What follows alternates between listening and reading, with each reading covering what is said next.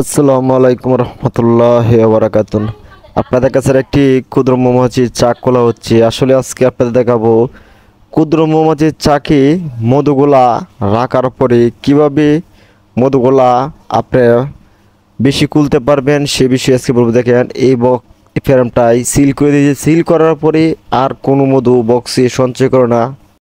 আসসালামু আলাইকুম রহমতুল্লাহি ওয়া বারাকাতুহু। আজকে আপনাদের দেখাবো একটি ক্ষুদ্র মৌমাছির বক্স। আসলে এই ক্ষুদ্র মৌমাছির বক্সটা আমি আরেকটি বক্স থেকে বাড়িয়ে নিয়েছি। আসলে সেটা আমরা বিভীষণ বলে থাকি। সেটা বছরে একবার আসে।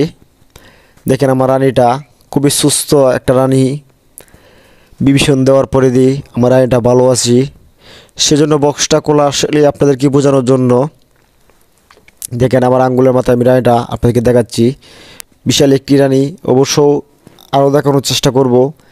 আসলে আপনার কি দেখানো হবে যে আপনারা যখন বক্সে বিভীষণ দিবেন, বিভীষণ দেওয়ার পরে যেহেতু নতুন রানী, বক্সটা আমাদের এলোমেলোভাবে অনেকেই বক্সে পিতা দিয়ে দেয়। দেখেন আমার বক্সটি একটি পিতাও এলোমেলোভাবে দেয় নাই। কারণ এলোমেলো দেওয়ার কারণ হলো আপনারা অনেকেই বক্সে ফ্রেম কম দিয়ে থাকেন। সেই ফ্রেম কম দেওয়ার কারণে মূলত এলোমেলোভাবে করে পিতা তৈরি করে নেয়। এবং আপনাদেরকে দেখাবো কিভাবে দিলে আপনারা বক্সটা এলোমেলোভাবে পিতা বানবে না। এবং বিভীষণের পরে দিয়ে দেখেন রানীটা আমি আপনাদেরকে দেখাচ্ছি কত বড় একটা রানী। আসলে এরকম রানী এ বিস্তারে না তো হয়ে থাকে না, মেলে ফেরাত হয়ে থাকে বিশাল একটা রানী। দেখেন আপনাদেরকে দেখানো হচ্ছে বিভীষণের পরে দিয়ে পিতাগোলা বাঁধার পরে দিয়ে কী পরিমাণ ডিম বক্সটি দিয়েছি। আসলে প্রত্যেকটি কানাই ভরপুর। প্রত্যেকটি একটি কানাও আমি দেখতে পাচ্ছি না যে এই কানাটা ডিম দেয় নাই।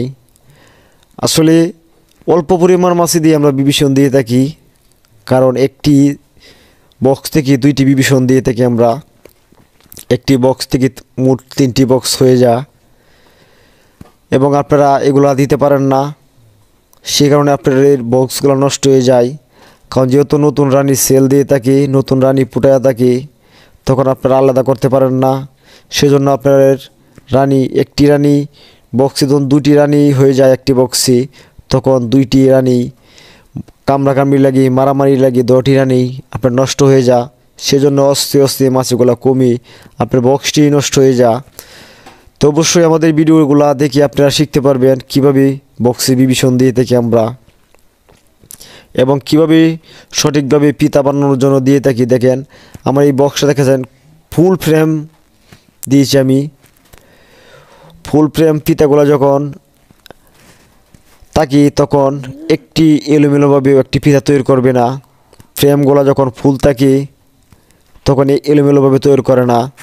আজকে আপনি দেখাবো ফুল ফ্রেম দেওয়ার পরে দিই যখন আপনারা বুঝবেন যে আমার বক্সটি সঠিকভাবে পিতা তৈরি করে নিয়েছি, তখন একটি পিতা কমিয়ে নেবেন। আমি কাইলে একটি ফ্রেম কমিয়ে নিব।